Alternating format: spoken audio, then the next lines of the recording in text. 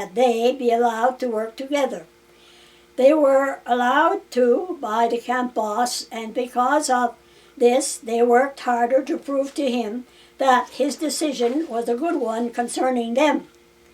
Because this was their first experience at living in a logging camp, they were left mostly to themselves by the more experienced workers. That suited them fine. This way, they could depend on one another and be assured that they worked well together and produced better than if they had been paired up with older, experienced workers. For surely then they would have been hard-pressed to match up the number of cords of pulpwood to be cut in a given day. Being together gave them an even effort, and they were able to cut the daily quota and more.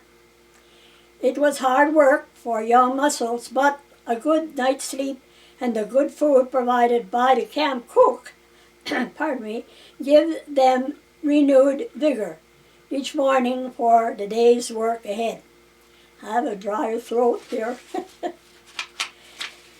Each pair of worker belonged to a group of 12 workers, and every 6 pair of workers had a teamster and his horses to haul the pulp they cut to the holding yard. This yard was always located on the bank of whichever river was the closest to the cutting area. For the area where Vance and Dave worked, the holding yard was only a mile away. This was on the bank of the South Teddygush River. This river does exist, by the way, friends. I lived not far from it in New Brunswick. When spring melted the snow, the rushing waters of the river would be used to drive the pulpwood down to the pulp mill in Bathurst. And if their winter was successful, they would also be helping on the drive come spring. This was the way that the men of their community made their money in the winter, spring. And Vance and Dave agreed that no amount of spooky ghost stories was going to make them leave their job and run home like frightened children. They were young, but they were going to make a success of their first winter in the logging camp of their New Brunswick province. Each morning, all workers assigned to a team would be taken to their cutting sites. Vance and Dave always managed to be last to get to the waiting sled so they could stand in the back. The other men usually sat in the box. Not many words were spoken this early, for all were yet feeling the need of more sleep. Vance and Dave stood with their backs to the men and team. That way they could see the road over which they traveled.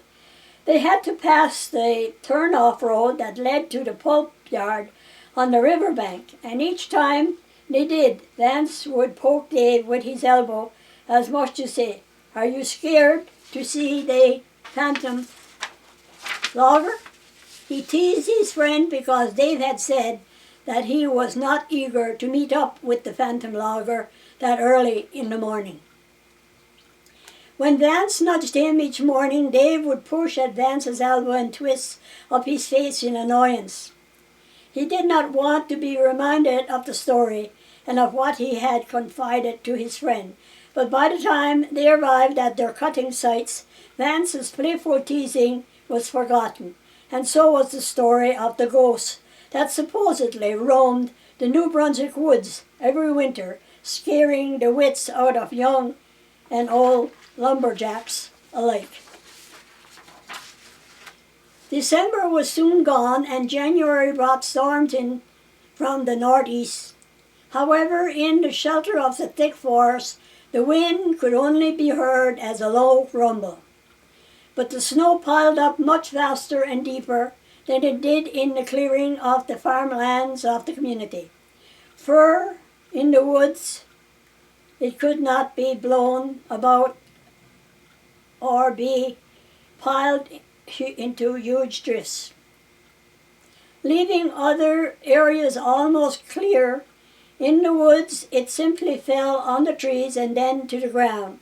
It made cutting the tall pulpwood trees a very dangerous job, for if the snow was heavy on the boughs, it had to be removed before attempting to cut the tree down. Therefore, if the snow was too heavy, the camp would have to be closed for the safety of the men. But that did not happen too often.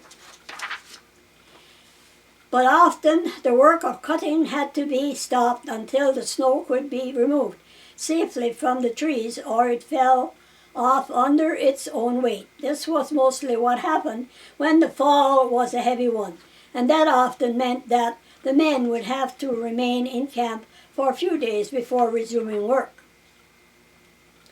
When they assumed work, the job was always much harder because they had to tramp down the snow under the trees to get as low as possible to the ground before cutting it down, for the lumber companies did not want a lot of lumber left behind in 5 or more feet of tree stump.